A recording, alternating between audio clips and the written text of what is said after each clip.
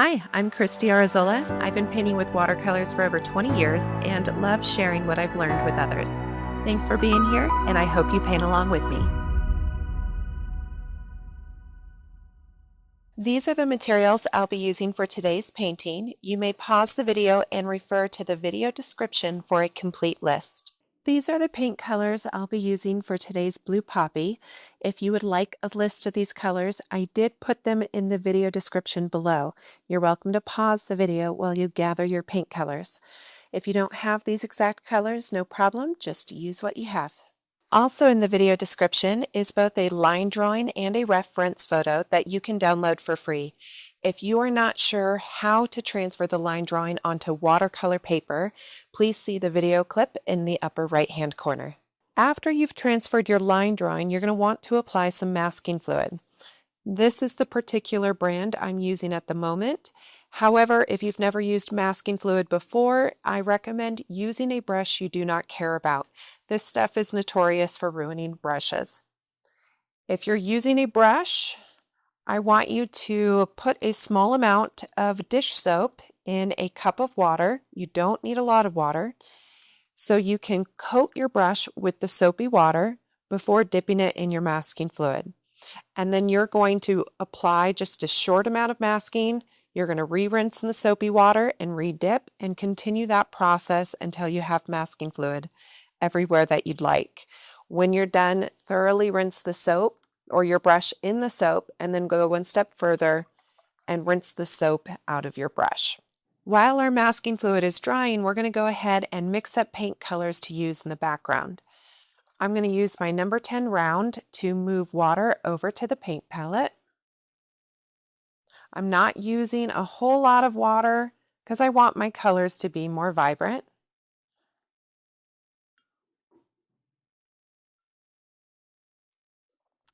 So one of the paint colors I want to use is just a really dark green. So I'm getting some sap green, and I'm going to apply sap green in a few wells of my palette because I want to have different variations of blue. But I am making sure to really get my brush into the pigment, so I'm picking up a lot of that paint pigment so my colors aren't washed out and they're more vibrant.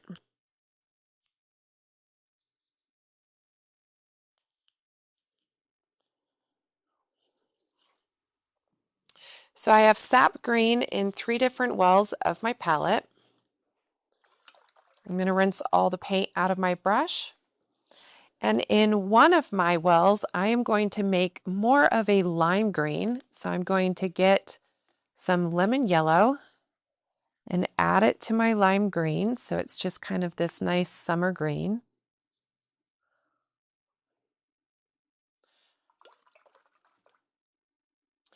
In the second green, I am going to add some ultramarine blue. So it is a darker green.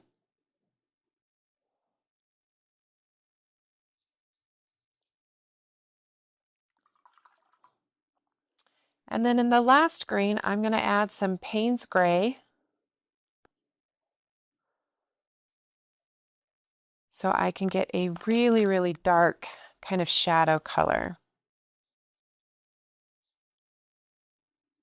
Now, once you feel like your colors are mixed to the proper value, I recommend you find a scrap piece of watercolor paper so you can kind of test them out to make sure you don't need to make any adjustments. Keep in mind, when painting the background using a wet into wet technique, you are going to be diluting your paint colors with that added water. So if you want your colors to be vibrant by the end, you need to really make sure to mix them with a lot of pigment.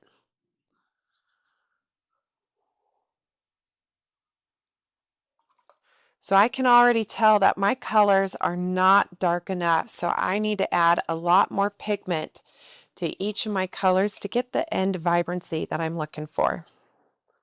So I'm going to return to my paints, and I'm going to be adding a lot more pigment to each one of them. You want to mix them to be 20% darker.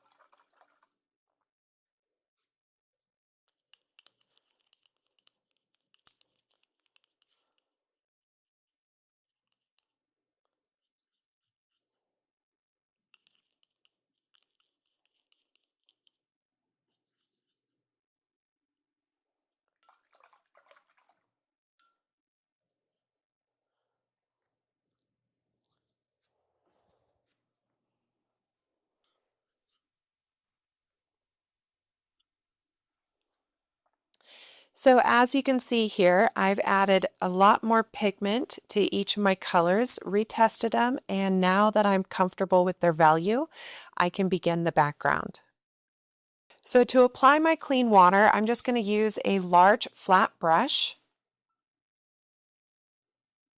And before I applied my water, I made sure that my masking fluid is completely dry. And this first layer of clean water might be absorbed by the paper rather quickly.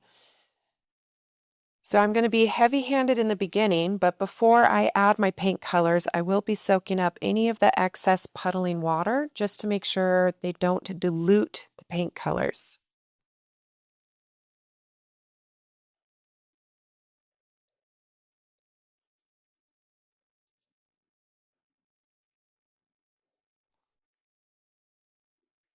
Since I masked the stem of my poppy, I can go right over top of it with the water.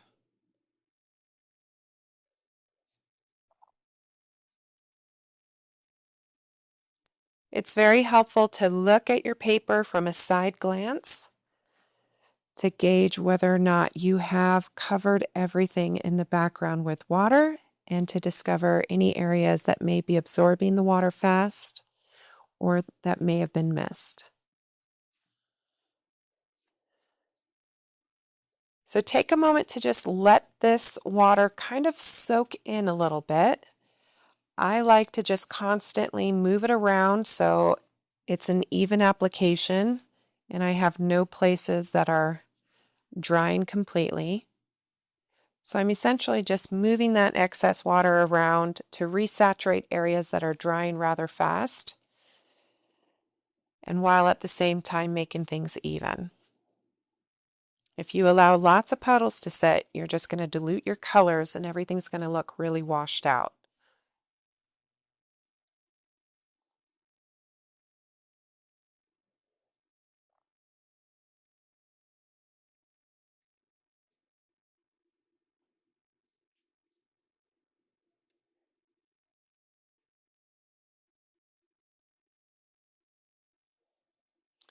Now, while that water is kind of soaking into the paper a little bit, it just dawned on me that we should probably have a sky blue mixed up ready to go for the background. So that's my bad.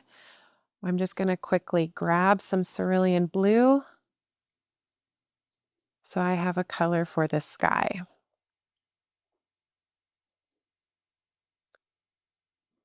And I'm going to add just a little bit of ultramarine blue to darken it up.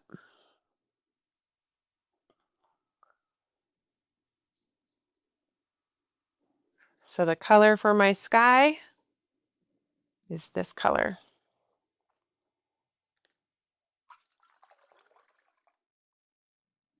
All right, in that time frame of making my blue paint, the water on the background has started to absorb, but it's still very glossy, which is exactly what I want. There's no areas that look completely dry, but I also don't have puddles, which is great. So I'm going to start off with that sky blue color, and I'm going to apply it directly above my flower.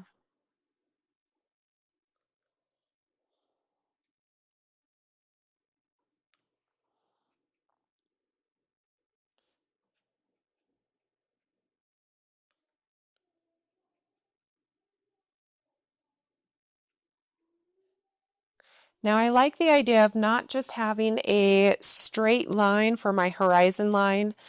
I like to have uneven edges just to kind of give some interest to the background since this is more blurred.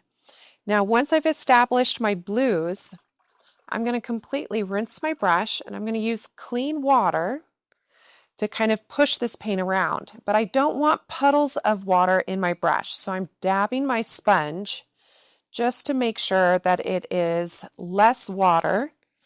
And now I can use this barely damp brush to kind of push and pull these blues around. And the goal is to kind of create maybe some cloud-like textures in the sky.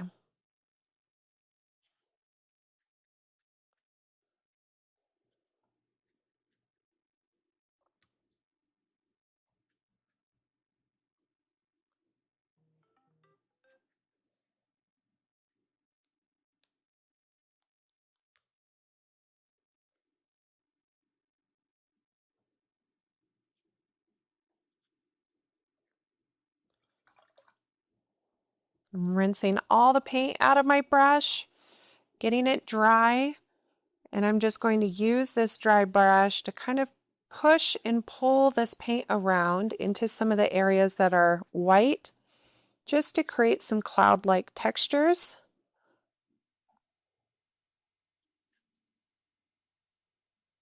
Now I'm not going to fuss with the clouds too much because I do want to focus on adding some greenery to the background. So I'm now going to get all the paint out of my brush, dab my sponge so I'm not diluting my paint colors further, and I'm going to grab that lime green and I'm going to go behind my flower and essentially give a small hint of a tree.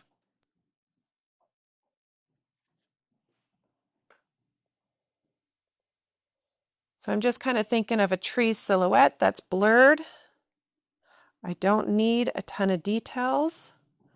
I just want some interesting shapes. And I'm using that lime green for the tops where the sun might be hitting them.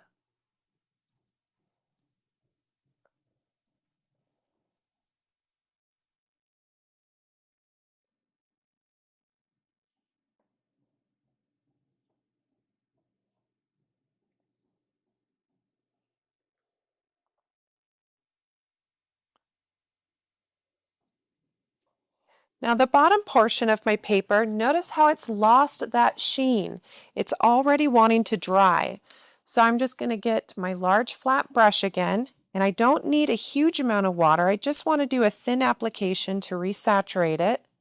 But if I bring in too much clean water, then it may end up puddling and kicking back into the color I already have on my page, creating a bloom essentially. So I am just doing a thin wash of water in this area just to make sure it stays saturated while I continue to add my greens.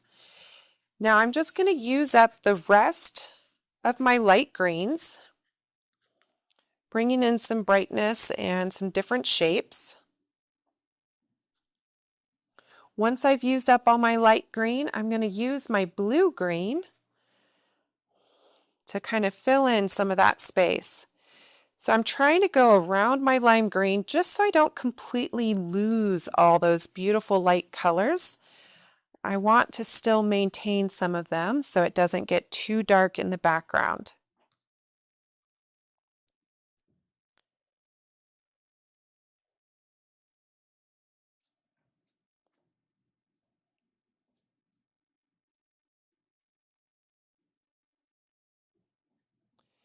If in this stage I have puddling paint, I can rinse my brush completely, dry it off really well, and any areas where I see puddles of paint, I can tap my dry brush just on the top surface of those puddles just to soak it up so it makes it easier to control where my paint is going.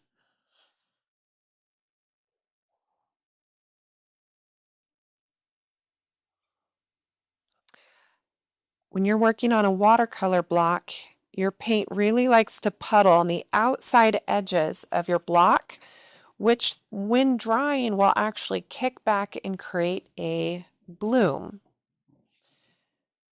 So I want you to be mindful of that. And if you don't like blooms, just be soaking up those puddles before you consider allowing things to dry. Now I'm just kind of moving the paint around with my brush to make sure I'm creating interesting shapes and avoiding patterns.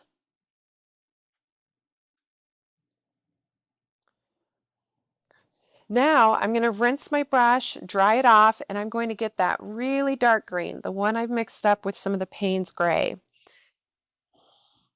And I'm going to add some darks to the background so it looks like some blurred shadows going on in the trees behind.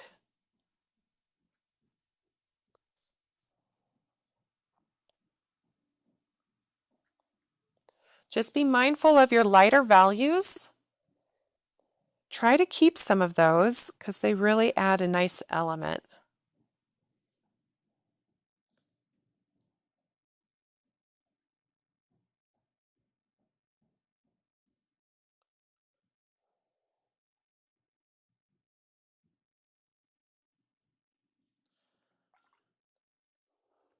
I'm completely rinsing that dark green and Payne's gray mixture out of my brush. I'm using my dry, clean brush to soak up any puddling paint, trying to keep all of that under control.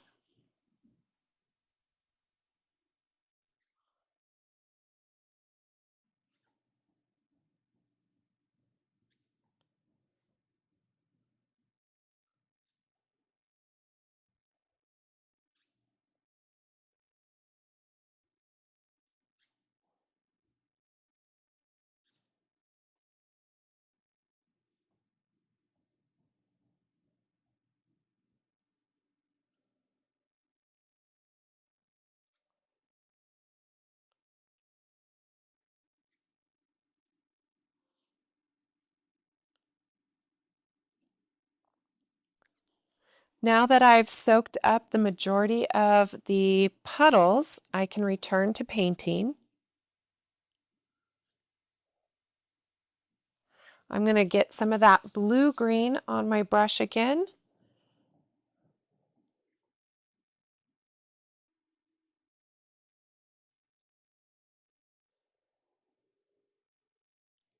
I'm also very much watching the shine of my paper, being mindful of how damp it is.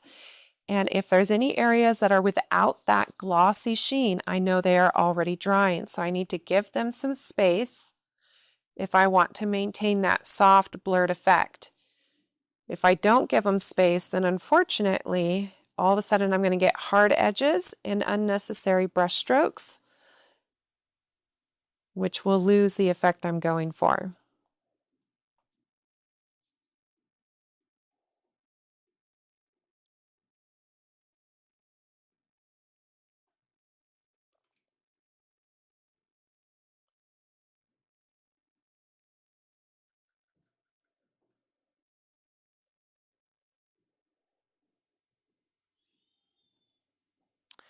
Okay, so I feel pretty good with the background so far.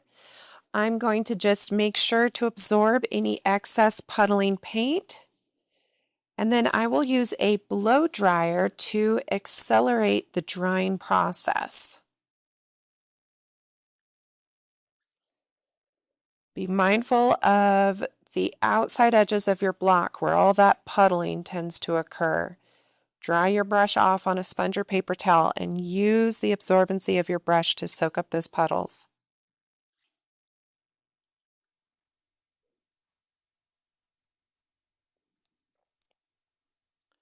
Okay, it's time to hit this with the blow dryer and then we will continue with the flower. Now that the background is completely dry, I'm going to remove masking fluid, but only from the outside edge of the flower as well as the stem. You can do this using clean fingers and firm pressure, but I find that oftentimes there will be small amounts of masking fluid that are a little bit more stubborn and that don't want to come up. So I like to use a rubber cement pickup just to give myself peace of mind that everything is getting removed.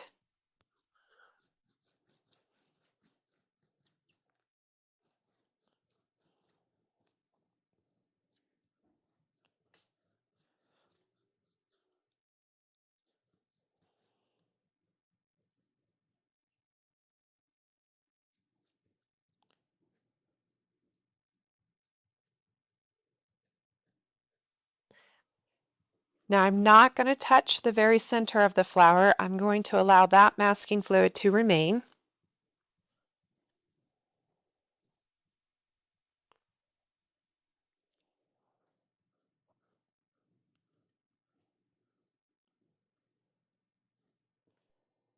If you enjoyed this tutorial, please hit that subscribe button and give me a thumbs up.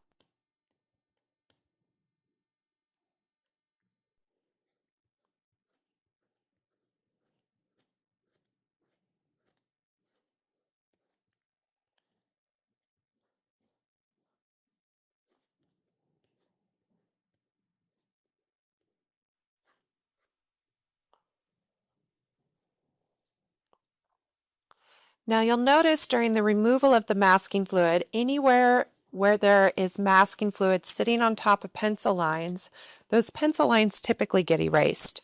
So I will have to redraw some of these pencil lines. There are a couple areas in my flower where there are some small little droplets of paint from the background that splattered.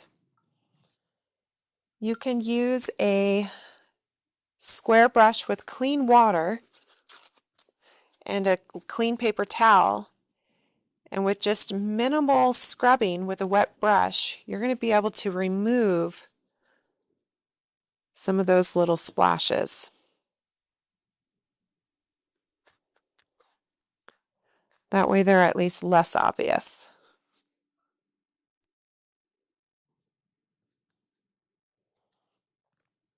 So I'm going to take my pencil here and redraw some of these pencil lines.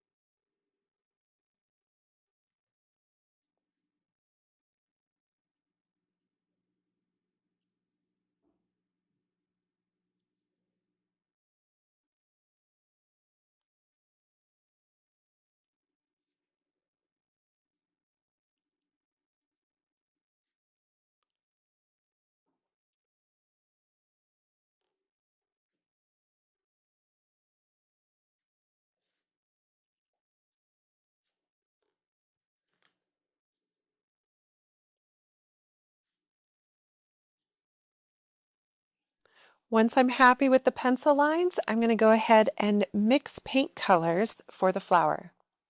I'm going to use my number 10 round brush to move water over to my palette.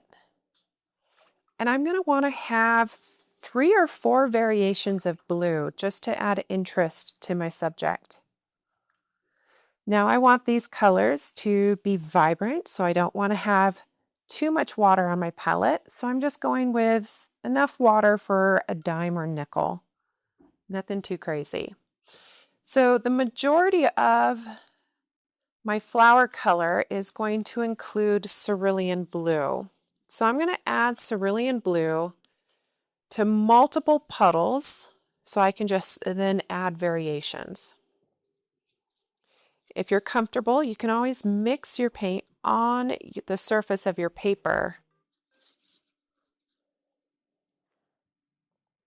But for those of you that are just starting out, sometimes mixing all the paint colors you plan on using in advance just takes away some of the stress and makes things a little easier when we're first starting out.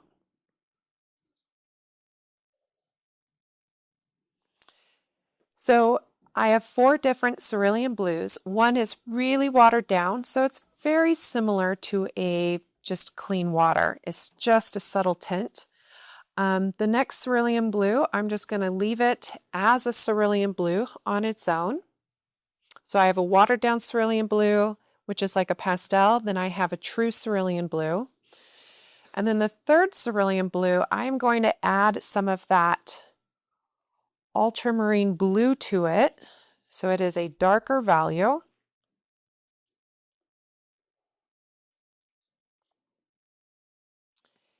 And then my fourth cerulean blue, I'm going to add both ultramarine blue as well as a little bit of purple for my shadows.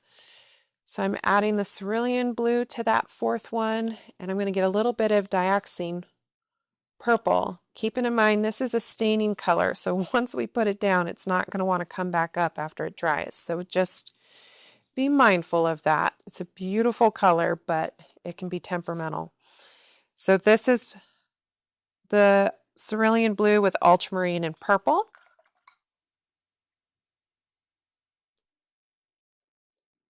This is the cerulean blue with added ultramarine. This is cerulean blue by itself. And this is my watered down cerulean blue that is just a soft tint. Okay, so those are the 4 colors I'm working with. I'm going to use a kneaded eraser to lighten some of these pencil lines so that they are not real dark and it doesn't show up as easily in the finished painting.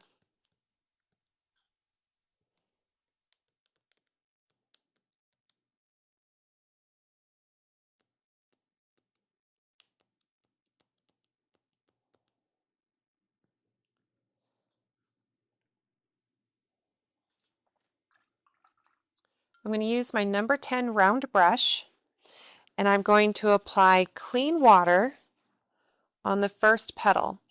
Now, I don't want you guys to be afraid of bringing that clean water right to the very center of your flower. And I'm going to tip my paper here in a little bit so you can kind of see where I'm going with this water.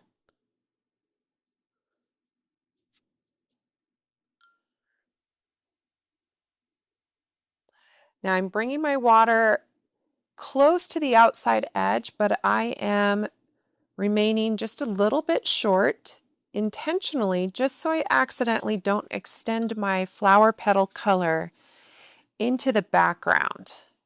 It's very difficult to see where my clear water is, so I'm just being cautious. So I'm kind of going around that very center bulb-like shape. Don't know what the anatomy is.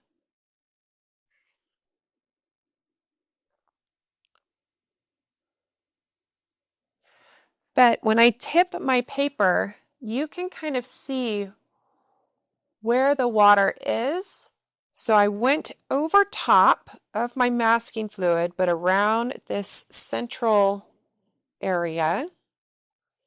And I've only filled 1 flower petal. And I've brought that water relatively close to the outside edge. Now, I'm going to start off using just that really soft cerulean blue, the one that is just basically water tinted. And while I have this soft color on my brush, I'm going to take a moment to really push this color to the outside edge of this flower petal.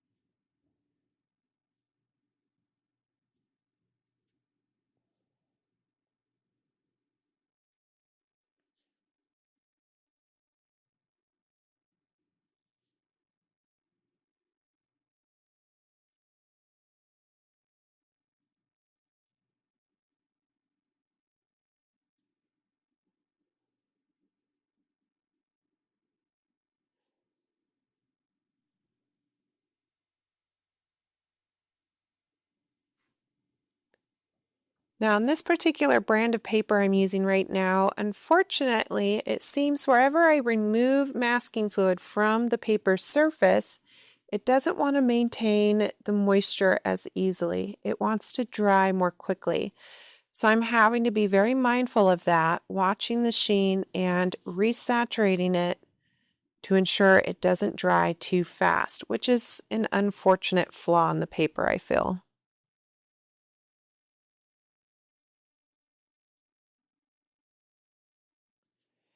Now, once I have that real soft blue down, I want to make sure I don't have any puddling of water or paint before I bring in the next colors, because I don't want them to get diluted. So I'm going to dry my brush off on my sponge, soak up any of those puddling paint or water areas, just so it doesn't wash out my paint color.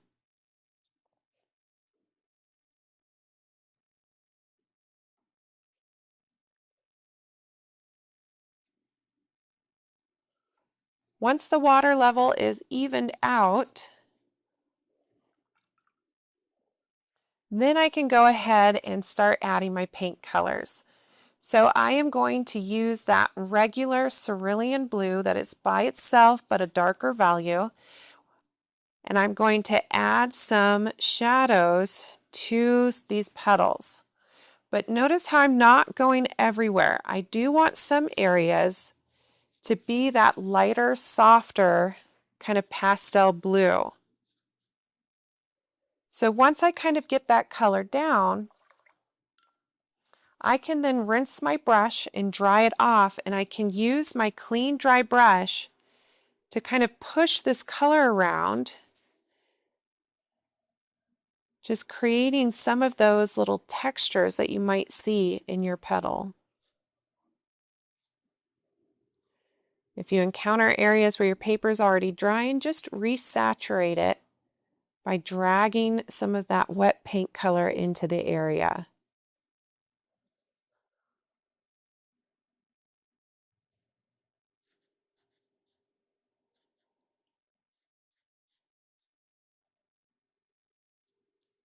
Now this paper is very much going to want to dry already, or the petal is anyways, so I need to soak up any of that excess paint that is puddling and add my next value as quickly as I can. So I'm going to grab that cerulean blue with that ultramarine, and I'm going to start towards the outside edge, but I'm going to drag to center in one stroke in a few areas just to kind of create some shadows.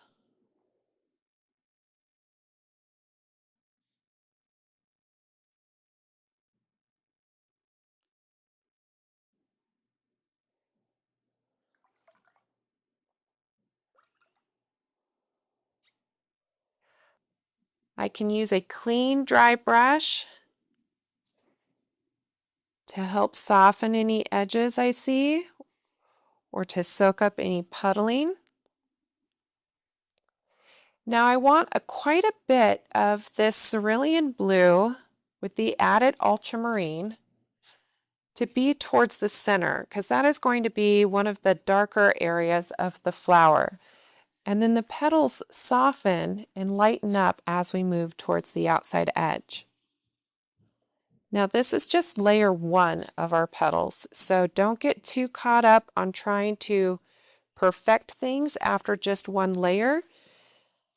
Watercolors are all about layering, so you have to be patient with the process.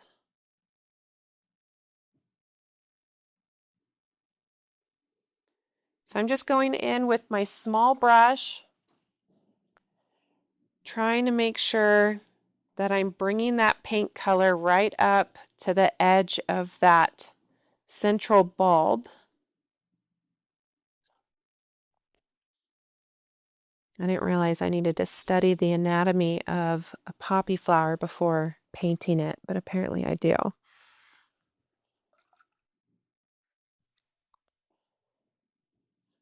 If there's any puddling paint, I just use a dry brush to soak up those puddles to keep it under control.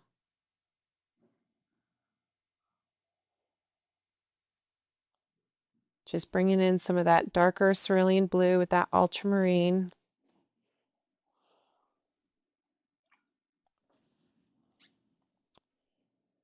And this is just layer one. I'm going to do my best to not fight with some of the imperfections that might be coming up through the drying process, because some of that is related to the brand of paper.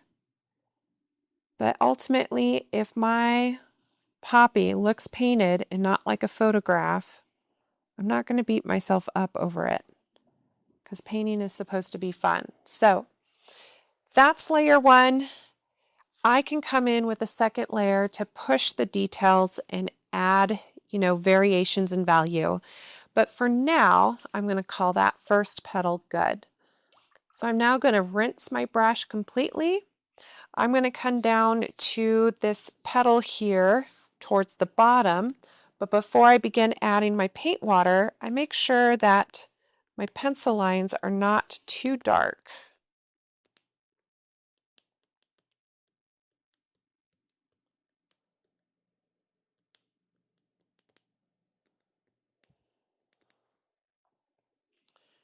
I'm going to use that tinted cerulean blue just so you can kind of see where I'm applying my water so we don't get lost.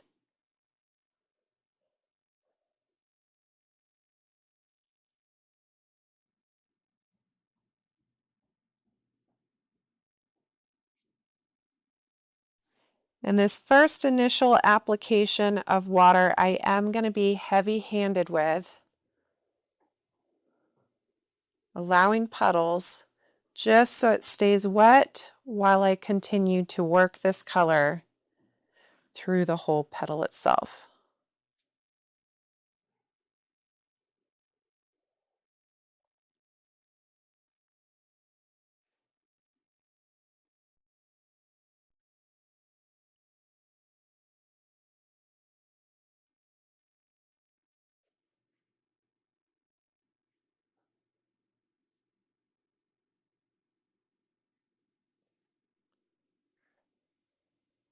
And again, I notice that the paper is drying incredibly quickly where the masking fluid was on the outside edge. And again, that's just a characteristic flaw of this particular brand. So I'm just being mindful of it, and sometimes I have to do a second or third layer in those areas.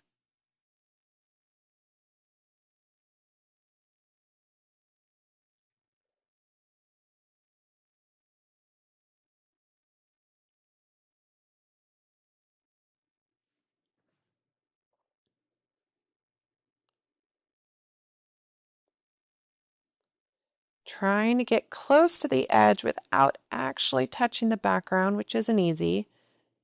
But I just don't want to accidentally drag some of those greens into my flower shape.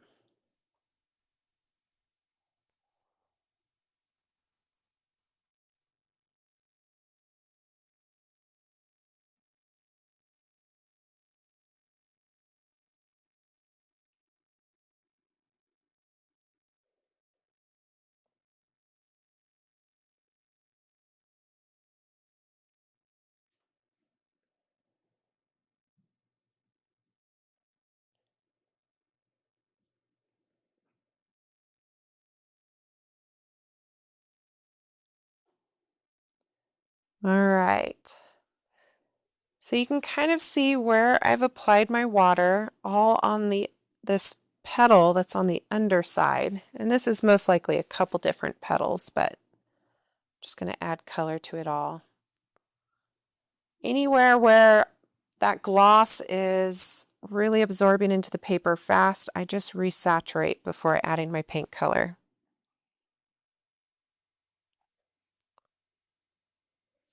So if I tip my paper, you can kind of see where I've applied my water.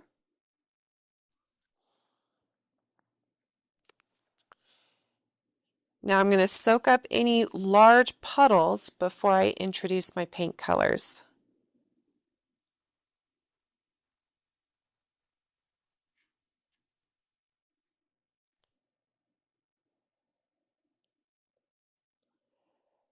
One of the things that I believe is the hardest to do is to kind of stay inside your shape without going outside and having clean edges.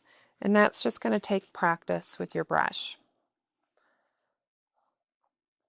So I'm going to use my cerulean blue.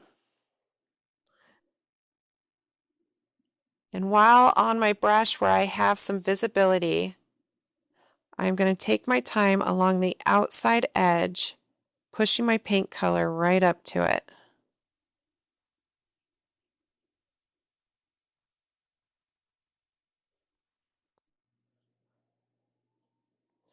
And this is just this regular cerulean blue, the darker of the two mixtures, not the real watered down one.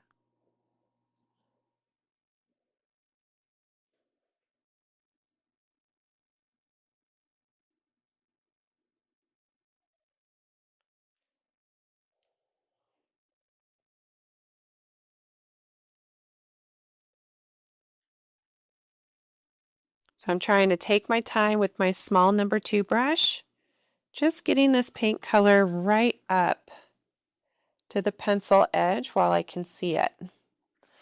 Now my goal is not to do this entire petal all at once. I'm just going to start with this thin narrow area, pushing that paint color right up to the pencil's edge. And then because this petal is on the underside, it is caught in a lot of shadow, so I actually need to darken a lot of the color I use in this area. So now that I have my water in the right location up to my pencil edge, I'm going to get the darkest color, which has that added purple, and I'm going to go right up to the very top and add this color because it's essentially in shadow.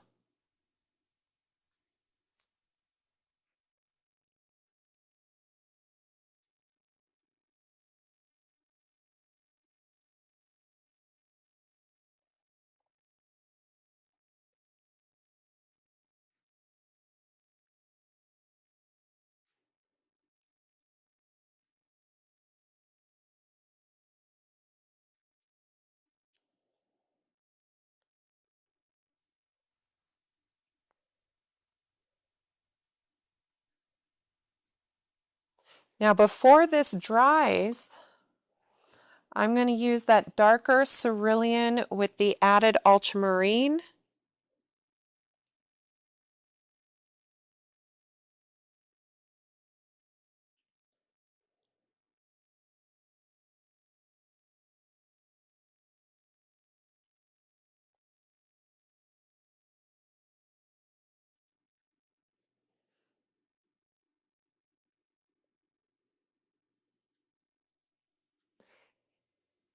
And I feel like this is a good base color on this portion of this particular petal. Now I can switch my attention to the rest of this area. If there's an area that's already beginning to dry, we need to add some additional clean water before introducing our paint colors so we don't have any brush strokes. Keep in mind, standing puddles is going to make your life more difficult, so really soak those up.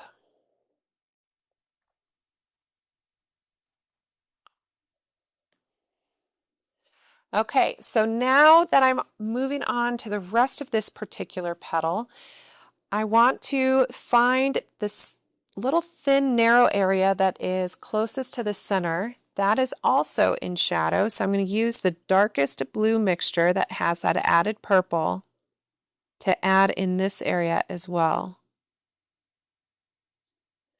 I'm going right over top of the masking fluid, not worried about that at all.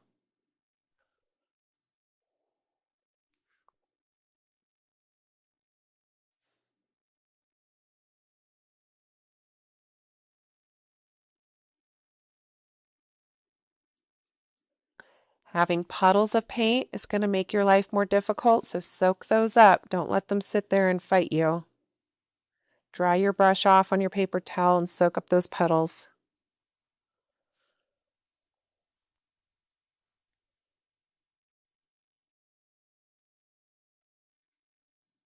This is now the cerulean blue with the added ultramarine that I'm using just to darken up this petal.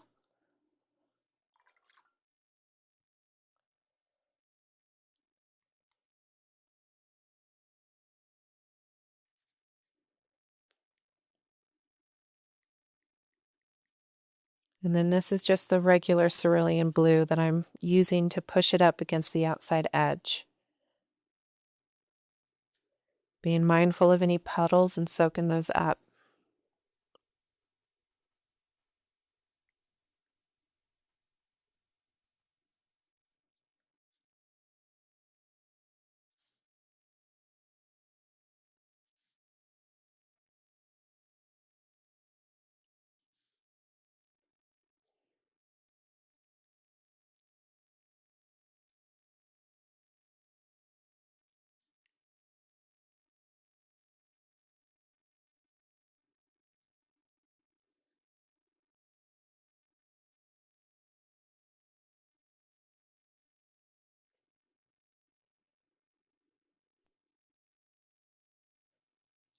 And this is just layer 1 on this particular petal. So again, we're just getting kind of a base color to work with that we can build on.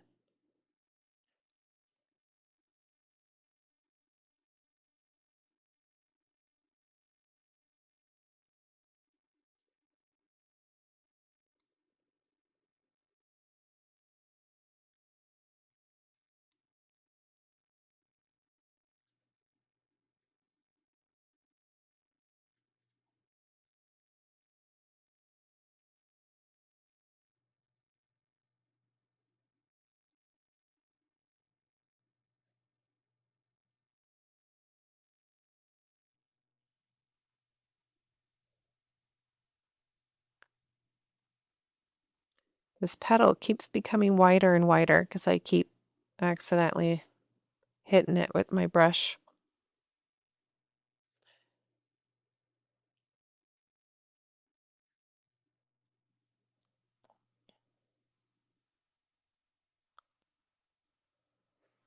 Okay, I'm going to give that petal some space and move on to the other petals.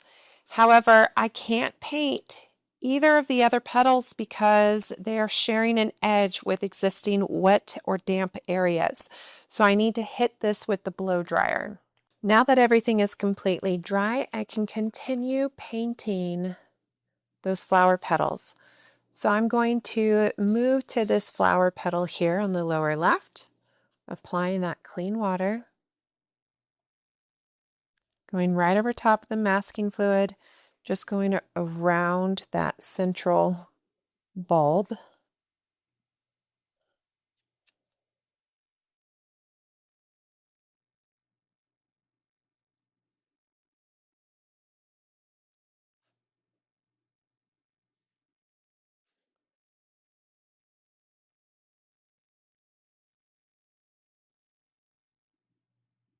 Keeping my water just short of the outside edge so I don't accidentally go too wide with it.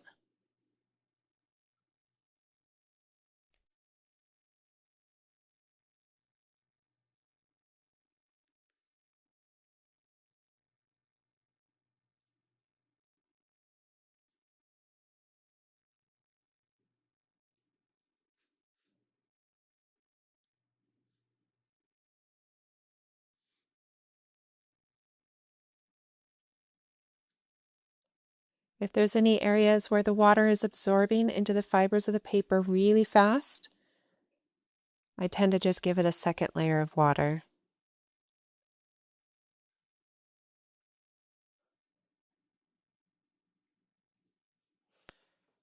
You can see as I tip my paper where I put that water. It's very glossy, but there are no puddles.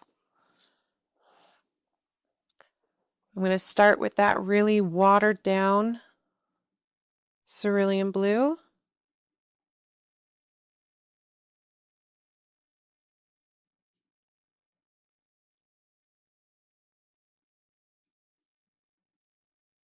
I'm going to get some of that cerulean blue that's by itself, but a darker mixture. And I'm going to fill in quite a bit of this petal, taking my time to bring that color right up to the pencil's edge.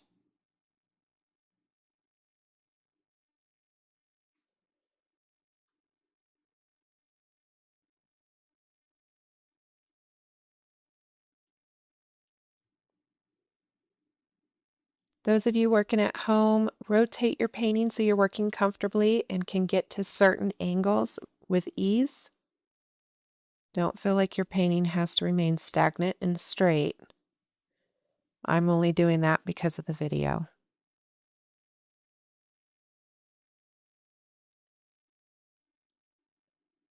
Going right over top of that masking fluid.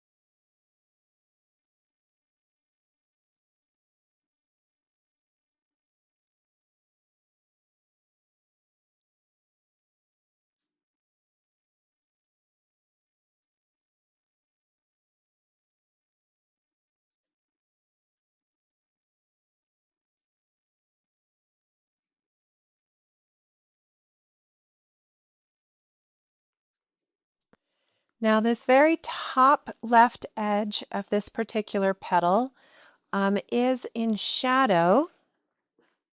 So I'm going to take that really dark cerulean blue with the added purple and ultramarine and darken up that edge so it reads like a shadow.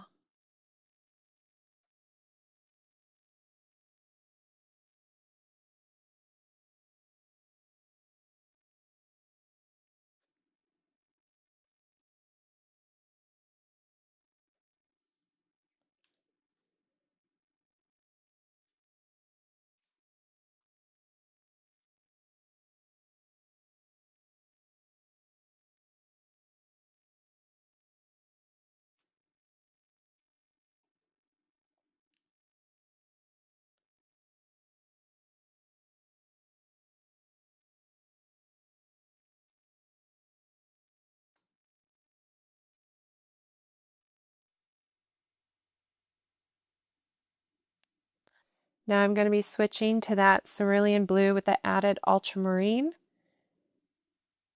And I'm going to go towards the outside edge of the petals and just trying to follow the contour of that petal and creating some texture.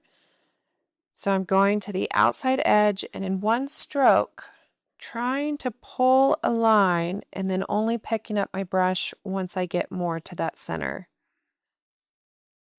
I just want to give a hint of some texture and form.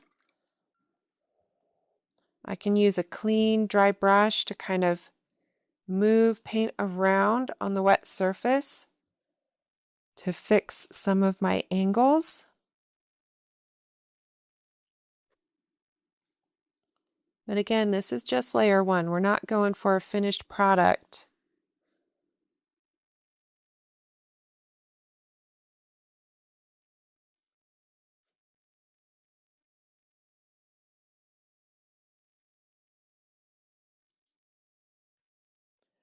I'm going to give that petal some space and move on to the remaining fourth petal.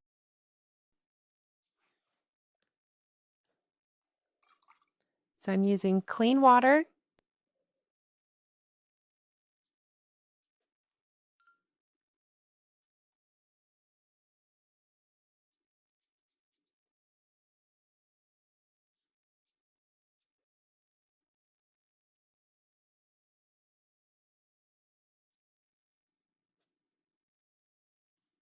If using your tinted water with that cerulean blue helps you better see where you're applying it, grab that tinted water.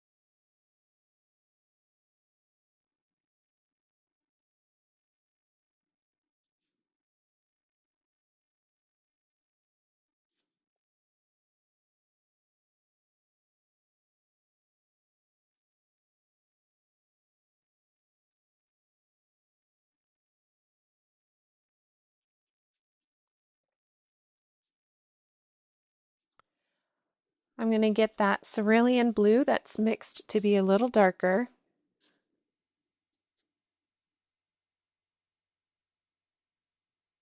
And I'm going to be pushing my color right up to the pencil edge if I can manage it.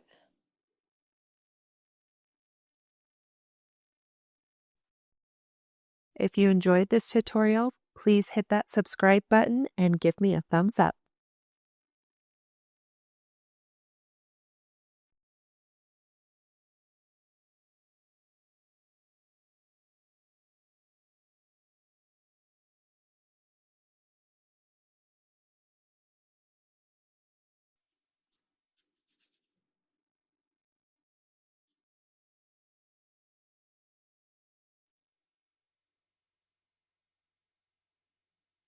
Going right over top of that masking fluid, not worried about it.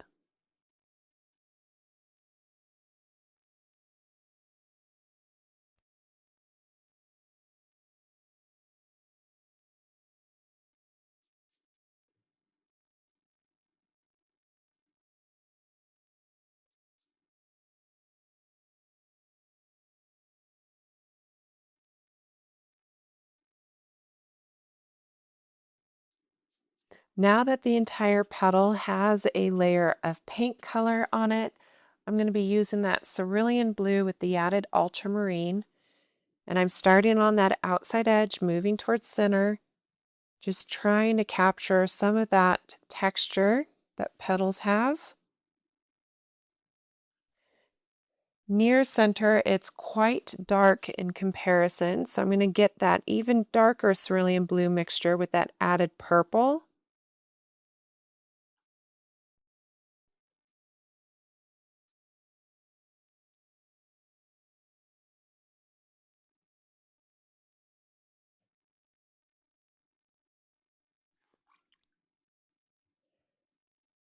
You can use a clean, practically dry brush to soak up any puddles or to correct any shapes. But once things begin to dry, we want to be hands off and do any additional details on the next layer. It's often mistaken that all details need to be captured on the first, and that's not the true.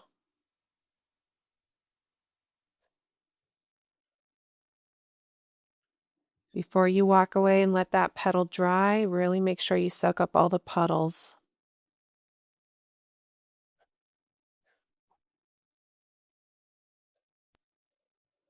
Okay, I'm going to hit this with the blow dryer.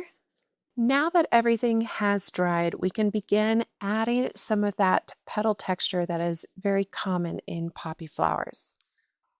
Oftentimes when people try to make petal texture, I see this common mistake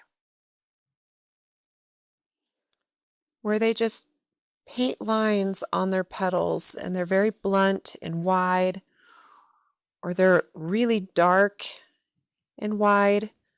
What I want us to do is I want us to create a more subtle texture.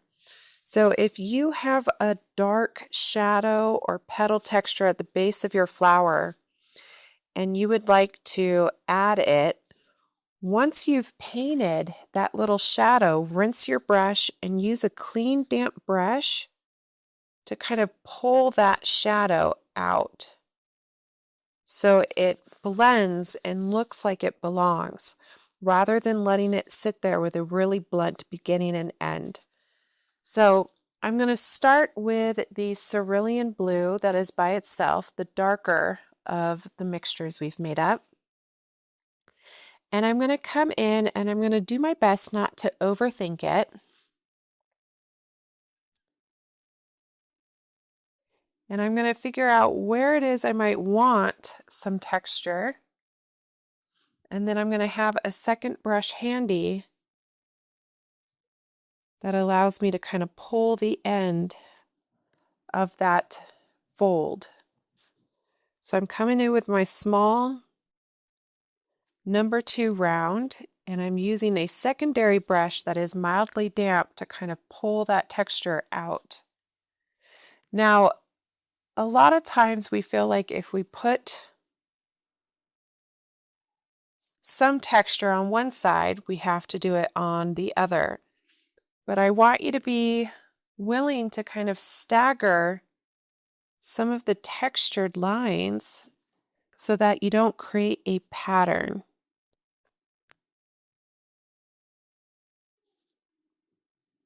Some lines will also go just a short distance, while others might span the entire length of the petal.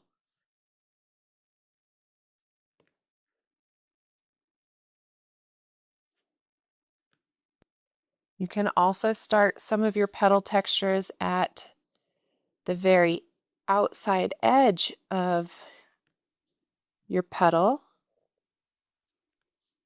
and pulling towards the center. And with that secondary damp brush handy before it dries, you can kind of create a fade.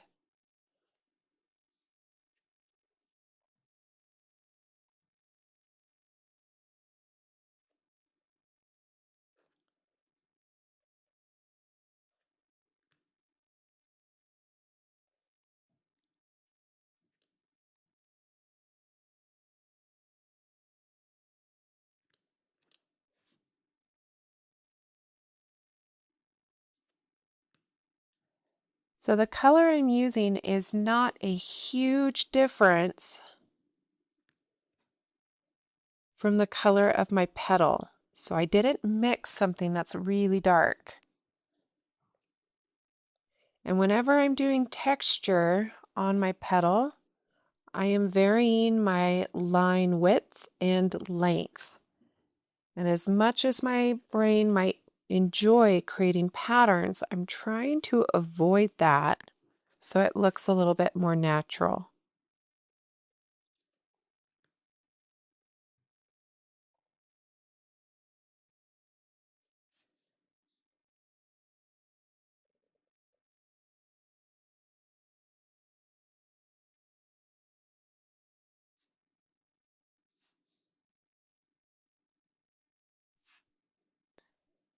It also helps to hold your brush very vertical and make sure your brush has a nice narrow end to it.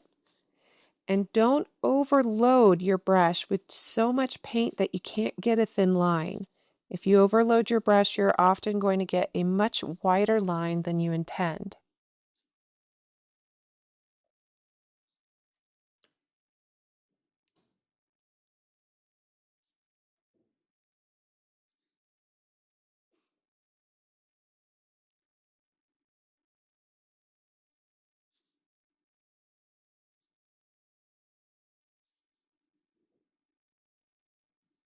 And allow your hand to kind of wobble and shake.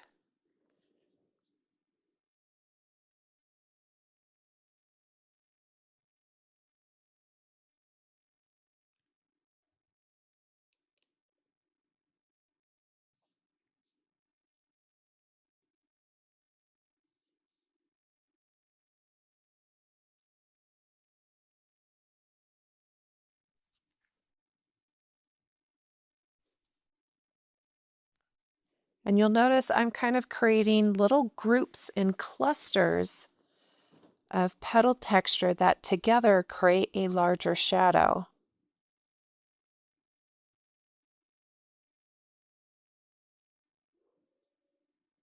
And I'm varying the length of my line work as well.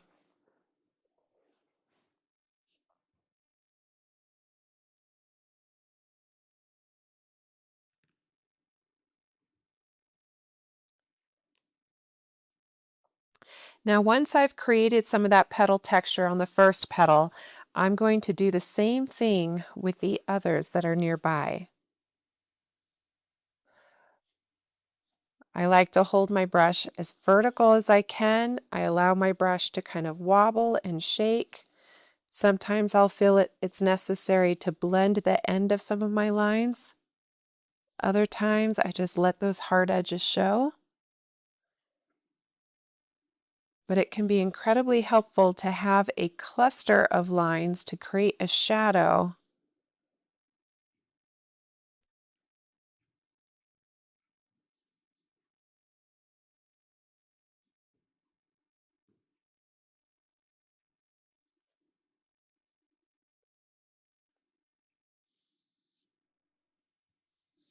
And just allow your line work to follow the contour of the petal.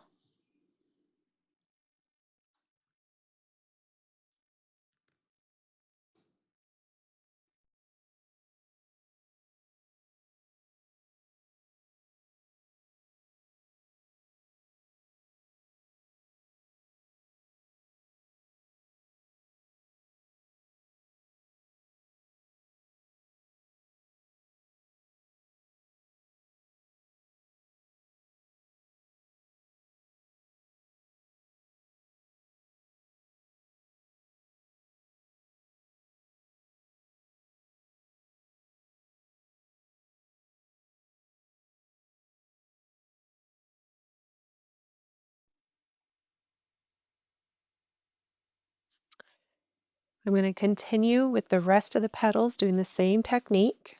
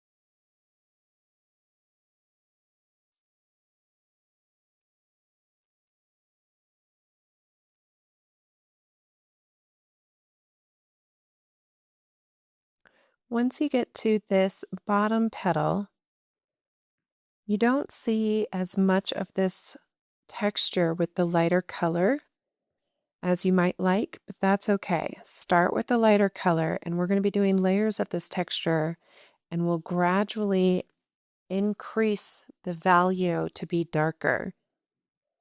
But in the beginning, we just want to kind of work the values gradually.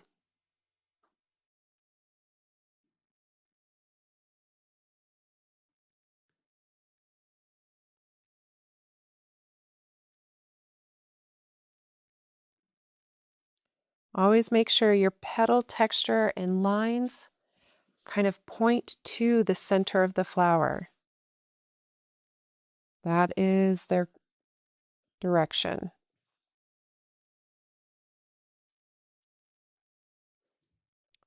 Once you have that first layer of petal texture, we're now going to switch to more of a medium value. Now I'm going to be using that cerulean blue with the ultramarine added, so it's a little darker. And I'm going to start on this back petal that has already had a chance to dry.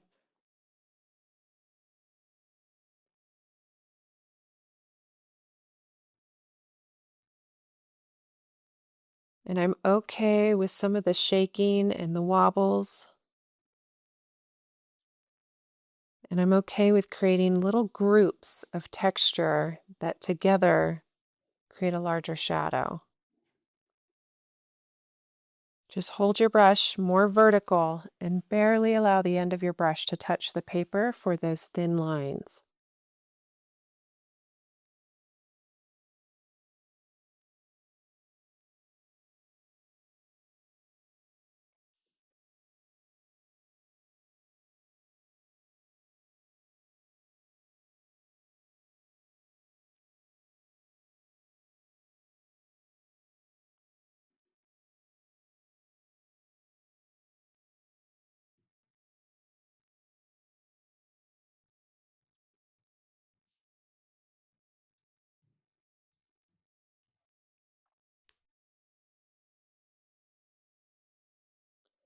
And our goal with this second value of color is not to trace the textures we did previously, it's to just build new shadows.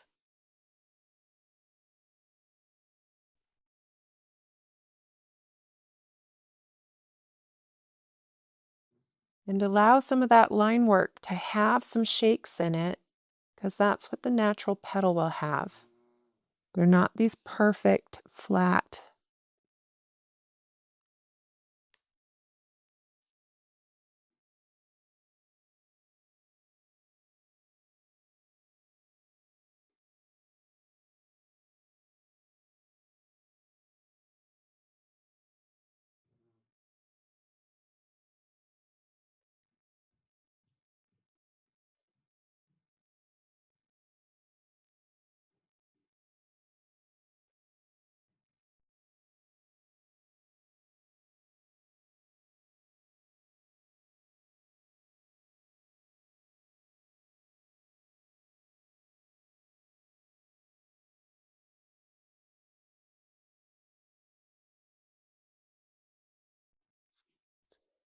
I have a fold in the petal here, so I'm just going to paint that fold.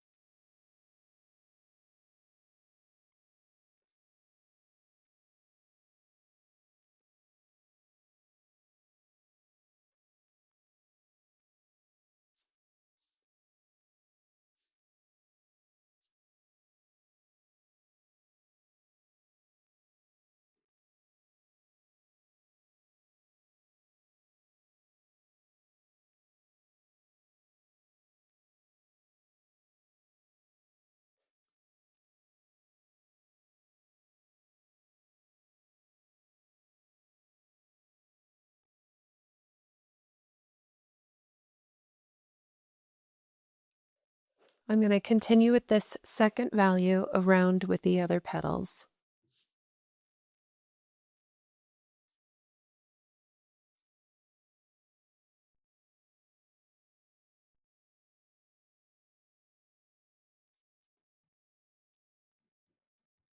And I'm not trying to get the lines in the exact location.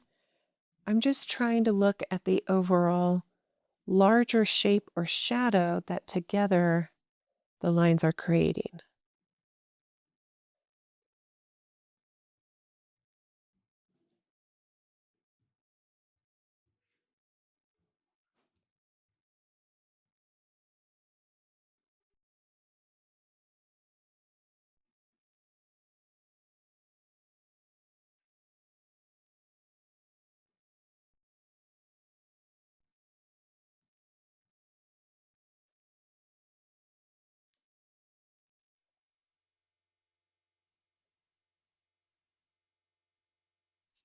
And try to avoid making a pattern.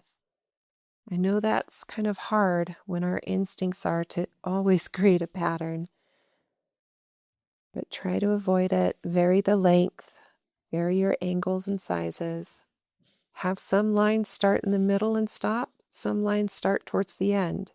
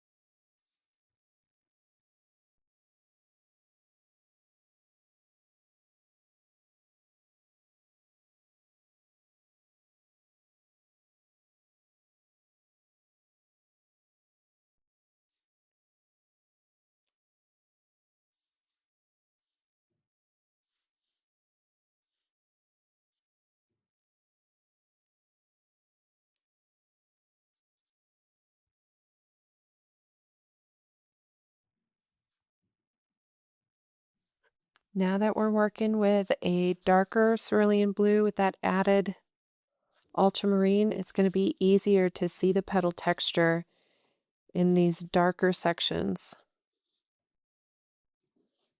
But my petal texture is always trying to kind of point to the center of the poppy.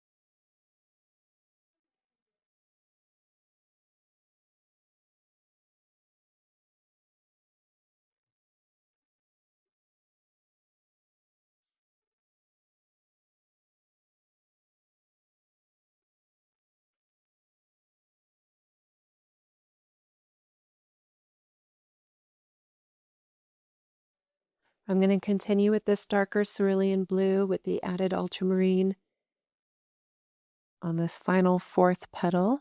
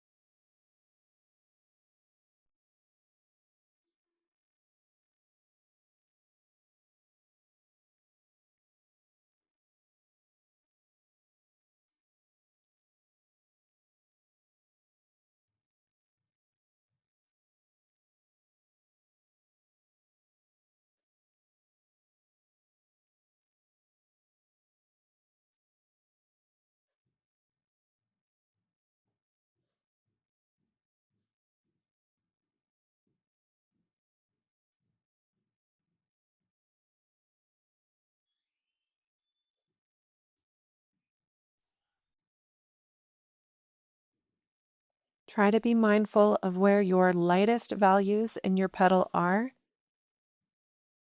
so that you don't completely cover everything up with line work. Allow there to be some areas where there's less texture and lighter values.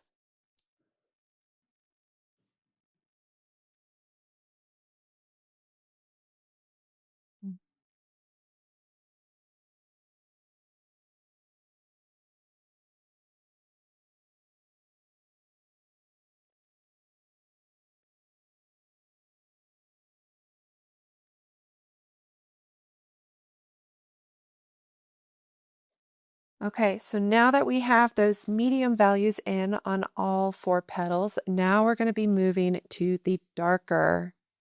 So the darkest of the four blues that we mixed up with that added purple.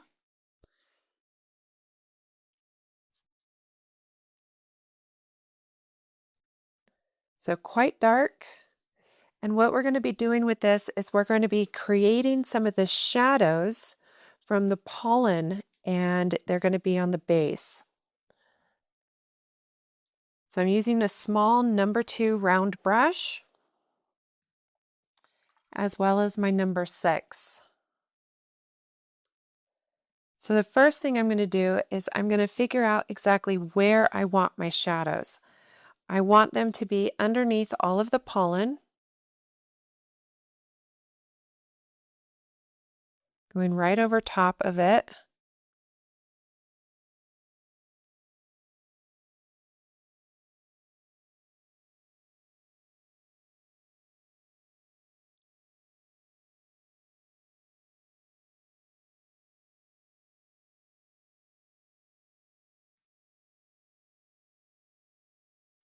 So once I kind of paint that shadow in, and notice I did it with my number 6, and I did it rather quickly, okay, because I don't want it to dry too fast.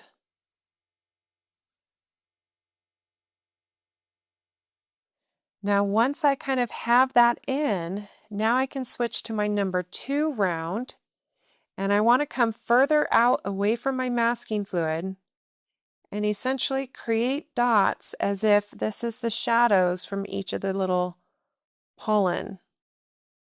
And I'm not trying to match it exactly the way my masking fluid is, because shadows can be at different angles.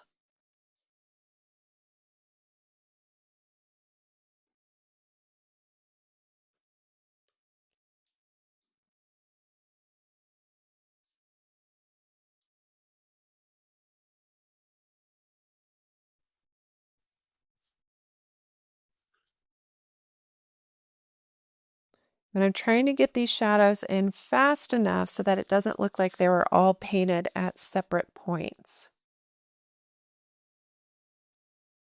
So just think of it as ovals at different angles, but you have to be far enough away from the masking fluid in order for it to look like a drop shadow.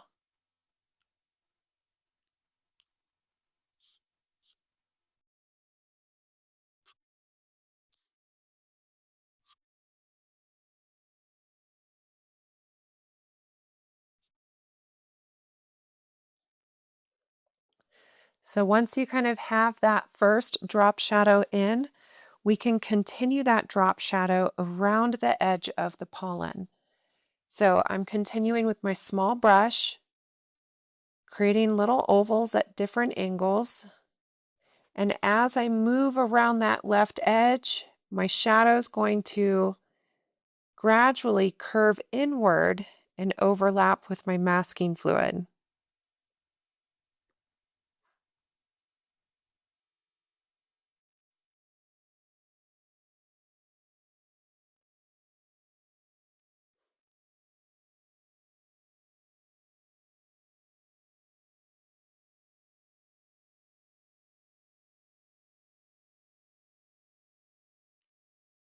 I'm going to do the same thing on this bottom right edge.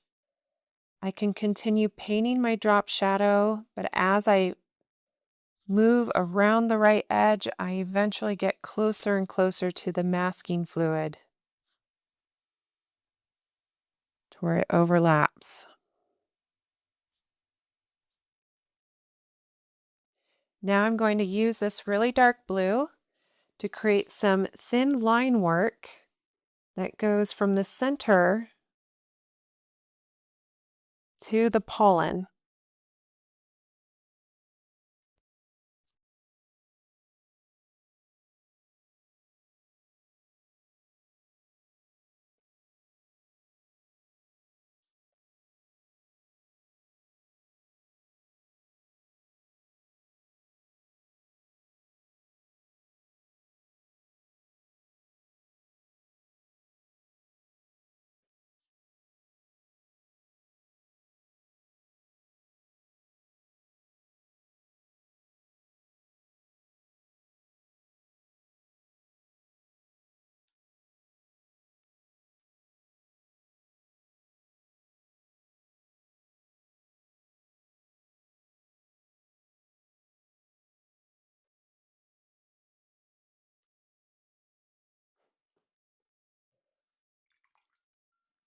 I'm also going to use this same color with my number 6 round brush to add some wider shadows in a few select areas.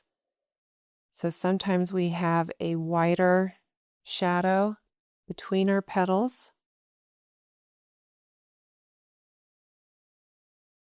So to give things contrast, I'm trying to get that in.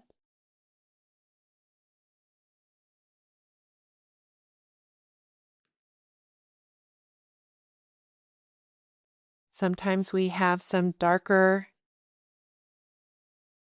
petal texture that we need to capture. So I'm just using my number 6 and continuing with that darker petal texture in a few select areas.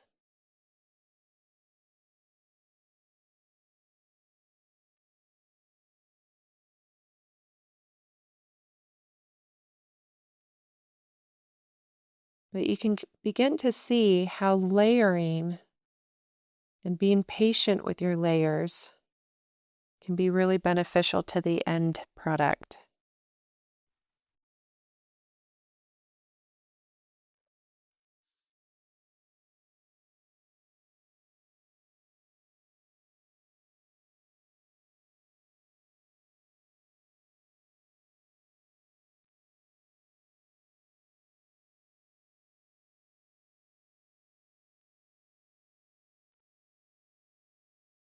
Trying to avoid patterns. It's really easy to just get stuck in even spacing. So pause once in a while and take a look at your lines.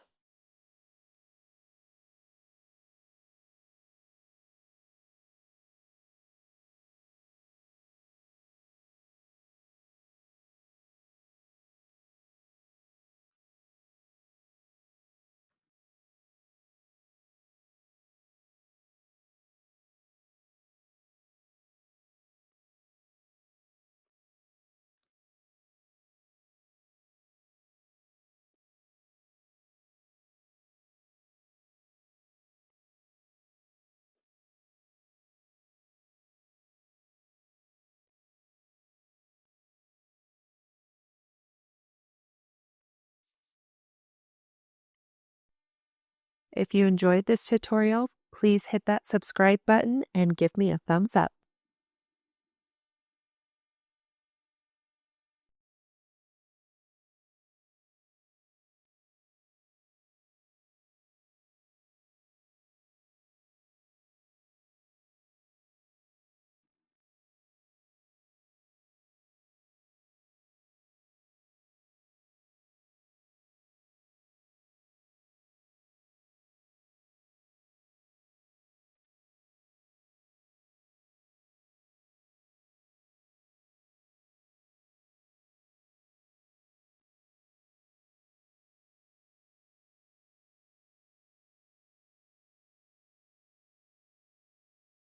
Really trying to push my shadows so I have that really great contrast. So when I stand back and look at my painting from a distance, I can easily differentiate between different parts.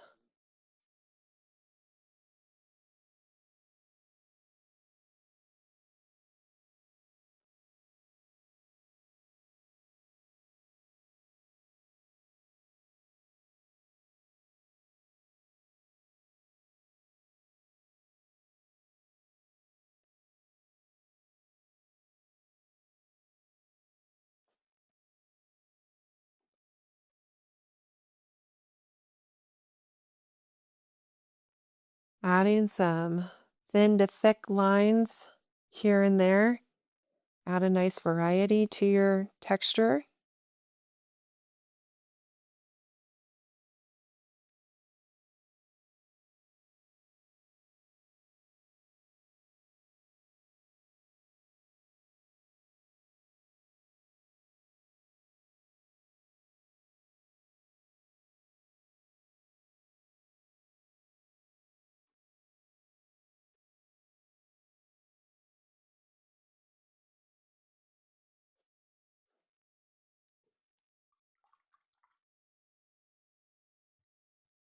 Now I'm going to hit this with the blow dryer before I do any glazing as a final step on the petals.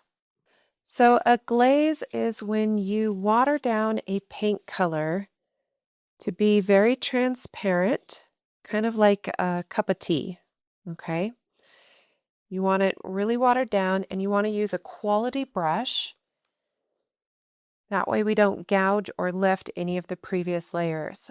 And there are a few areas where we just want a little bit more of a subtle shadow.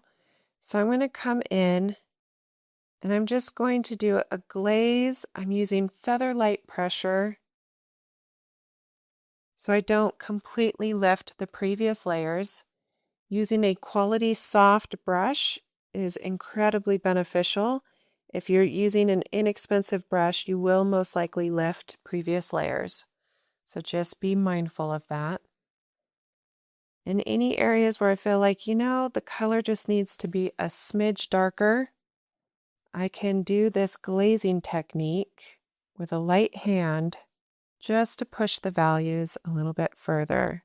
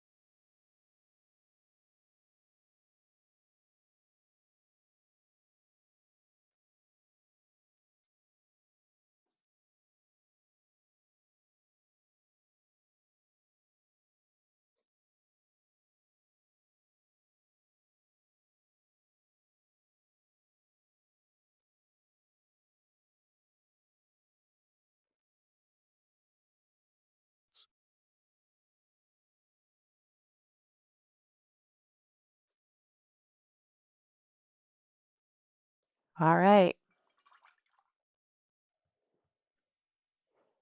So oftentimes when people are painting flowers, they're so focused on the flower that they don't give any details to the stem. But I want you to reconsider that and think of the stem as equally as important as the flower. So I'm going to add some lime green to the stem. So this is just lemon yellow and sap green. And I'm painting wet on dry.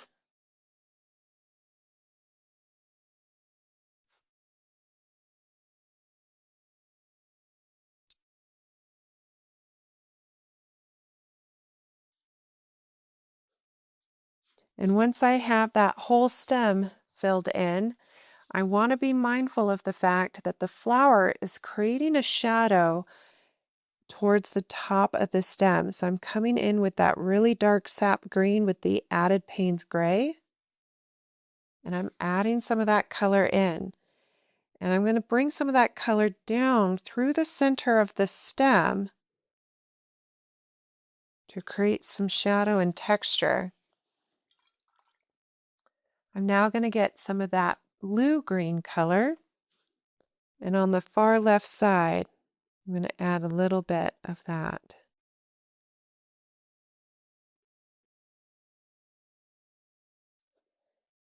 Now, if you want, you can clean your brush and dry it off and use a clean, dry brush to kind of soak up any puddling, to push some of those dark colors back just to maintain some of the brightness in your stem. And then poppy flowers usually have kind of this fuzzy hair-like textures on the stem.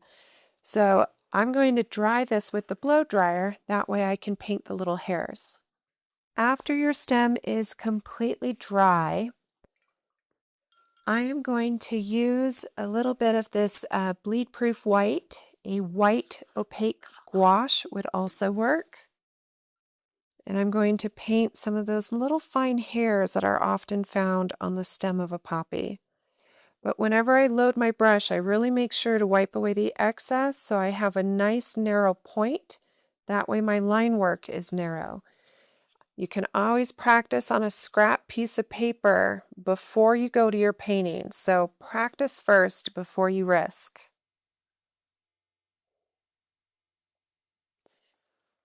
Now I'm just going to go through the outside edge of this stem.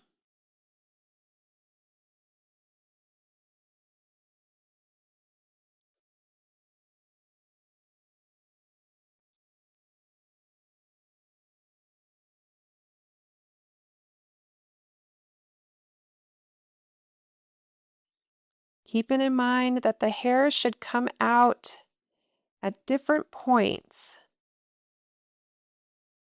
So don't create a pattern even in this area.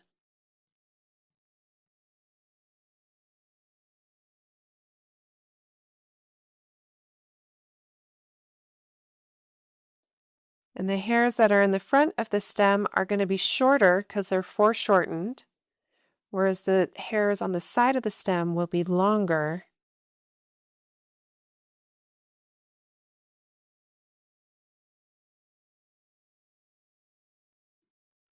You're going to get a better line if you slow down. Don't try to just go on autopilot and move fast.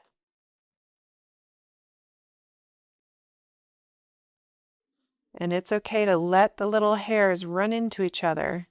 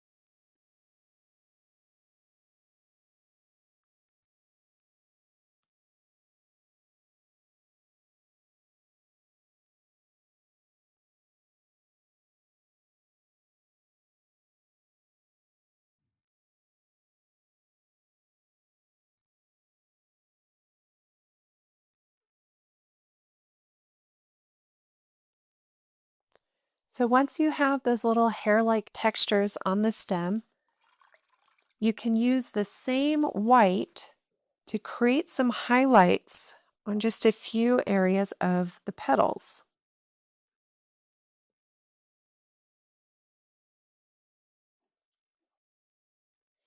So wherever I feel like the light might be hitting the petal and creating just a little shine, I can come in and add just an ever so thin white.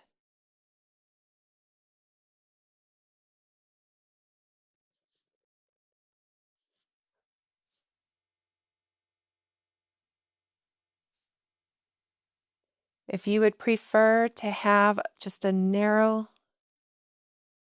white along the outside edge of the petal so it looks like your flower is glowing because of the sun, you can go around the outside edge of your petal and just give a nice thin little line work.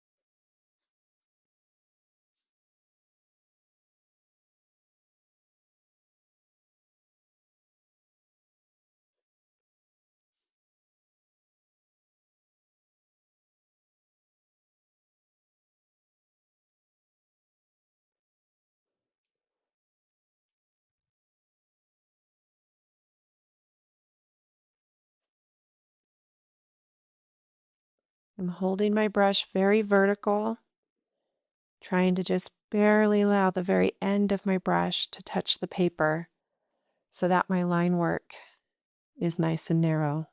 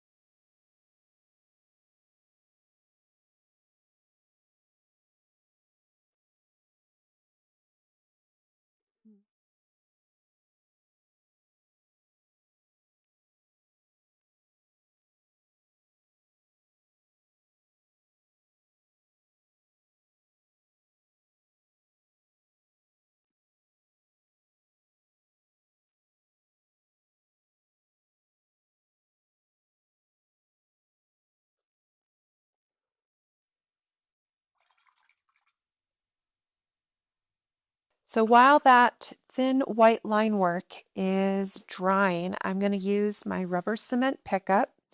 I'm going to be mindful of any areas that might still be wet so I don't smear them. When in doubt, just use the blow dryer. And I'm just removing the masking fluid from the ends of the pollen. I'm not touching the center yet.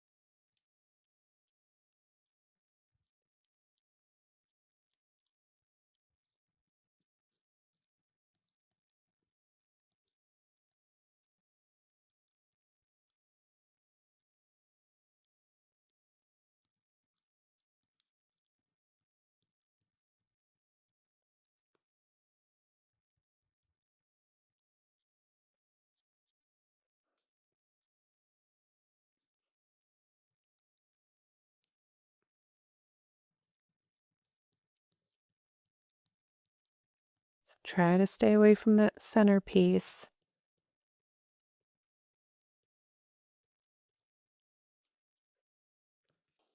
Use your finger to kind of go around. Make sure there's no masking fluid you forgot about. Once you're happy with it, get some clean water onto your palette so you can mix up a vibrant yellow. I'm going to be using some cadmium yellow for this first layer, but I will be adding just a small amount of cadmium orange to give it just a nice subtle tint. So this is the color I'm working with. Now that we have our yellow-orange mixed up, I'm using my number 2 round to paint wet on dry all of the stamen that I see.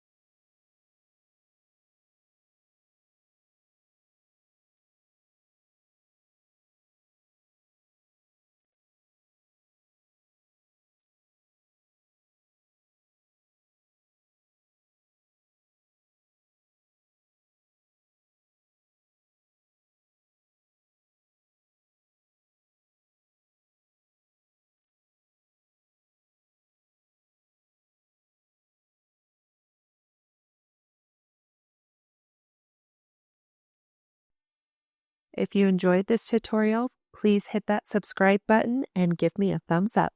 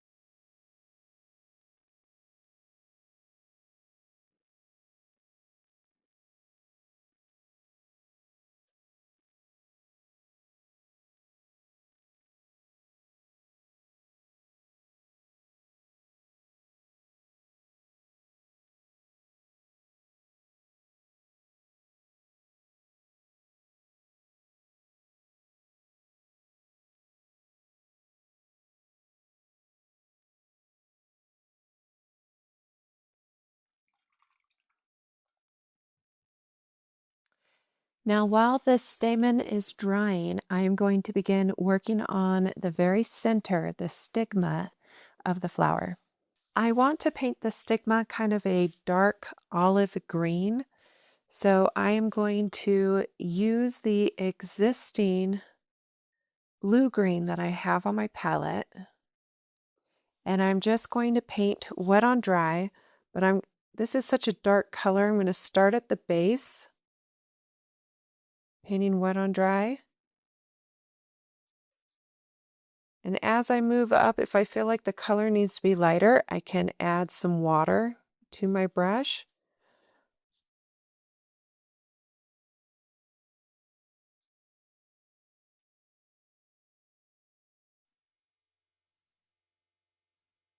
But I think I like this color, so I'm not going to dilute it.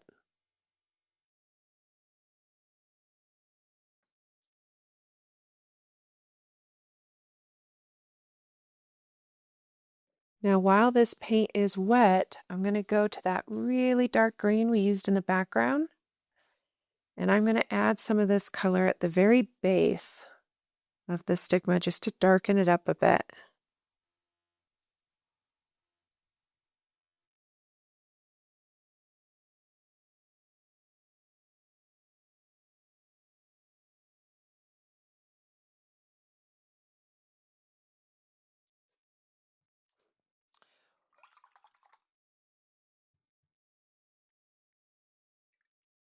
While the stigma is drying, I'm going to add a little bit more orange to my yellow-orange mixture, and I'm going to add a little bit of the ultramarine blue because I want to create kind of this dingy dark orange.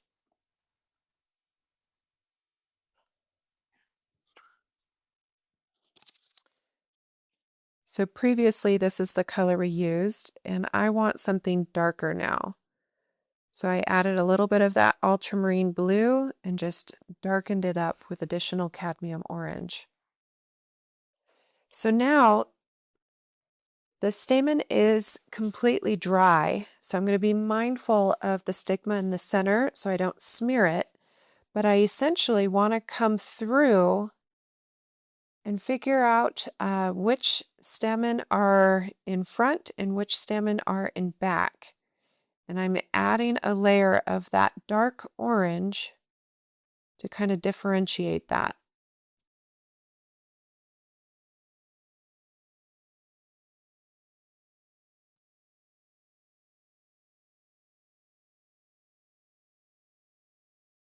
And you don't have to follow the exact colors I used. Just kind of go around and make it up. Just tell yourself, okay, well, I want this one to be in the back, and just add a layer.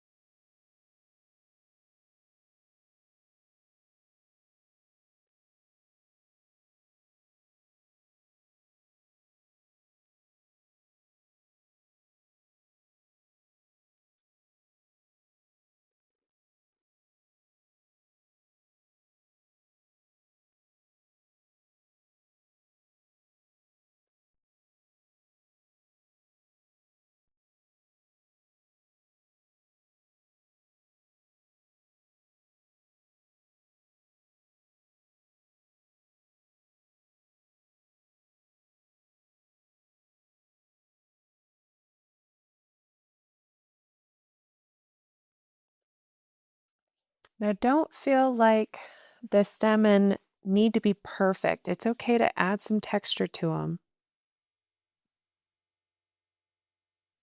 So if you want to kind of add little dots,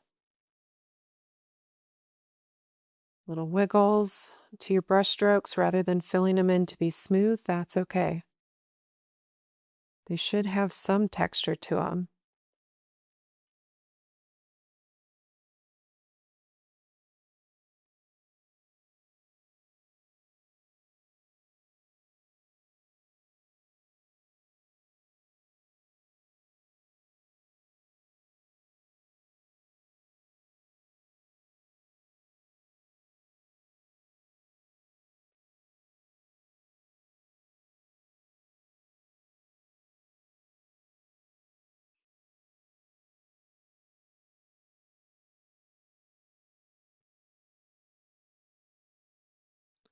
So now if I want my light source to be coming from the right side, I can continue with this darker orange, adding texture on the left side of each of the stamen. So I can essentially just go around that left edge, creating some dots and textures so that maybe there's a shadow on that far side.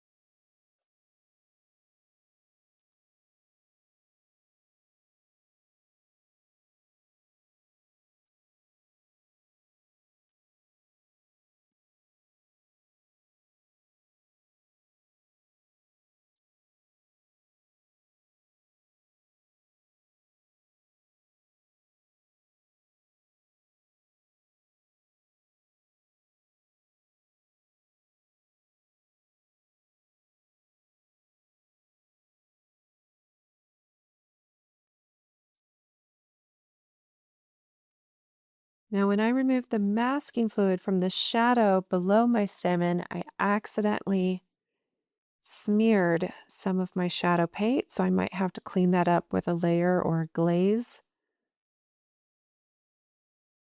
But essentially, once you've had some texture to your stamen, then we're going to hit it with the blow dryer to make sure that the stigma is completely dry in the center before we remove some of the masking fluid there.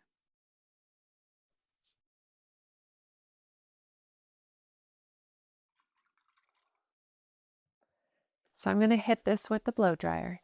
Once the stigma in the center is completely dry, you can use your rubber cement pickup to remove that masking fluid.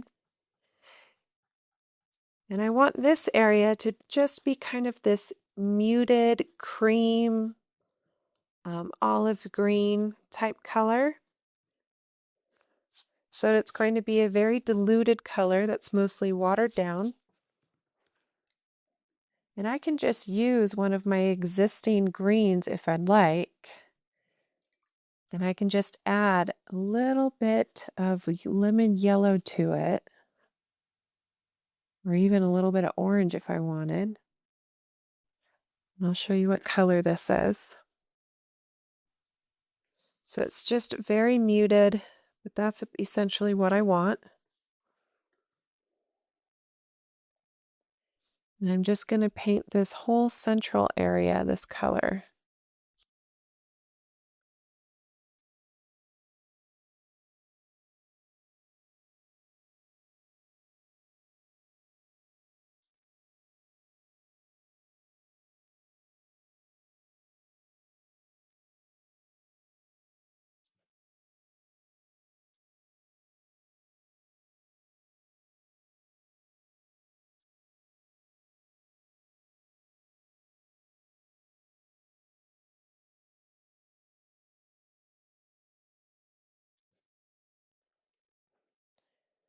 Now I'm going to mix up a darker Payne's gray so I can add some details and shadows to the center. So I'm using a Payne's gray. I'm going to mix it up to be quite dark.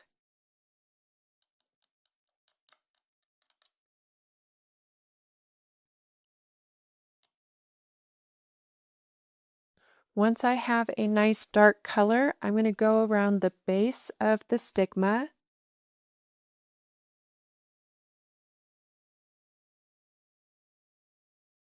Keeping my line narrow, following that contour. And then I just want to create some little gaps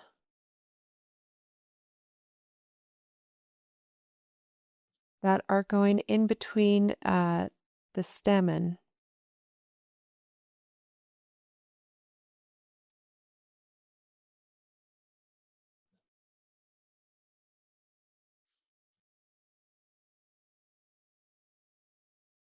And just like anything else in nature, I'm trying to avoid the temptation of creating patterns.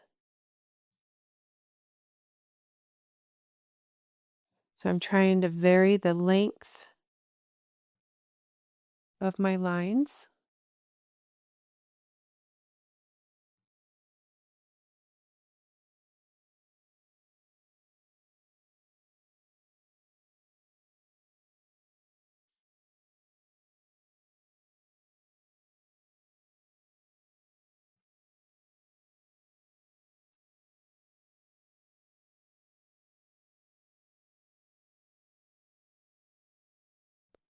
I can also use this dark Payne's gray to create some shadows right in the center.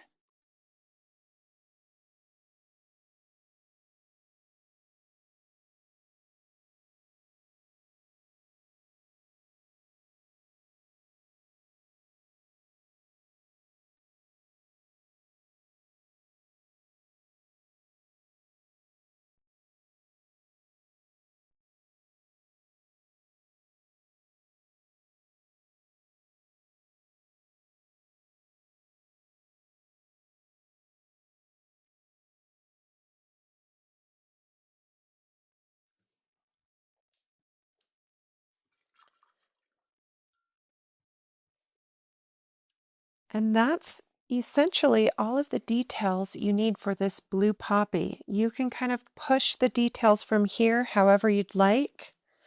I might add a little bit of white to the very center.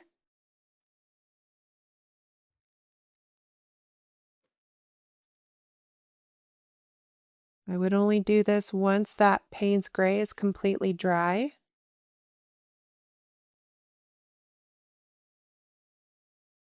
But I'm just kind of dotting this texture into the center just so it has a little bit more interest and doesn't look as flat.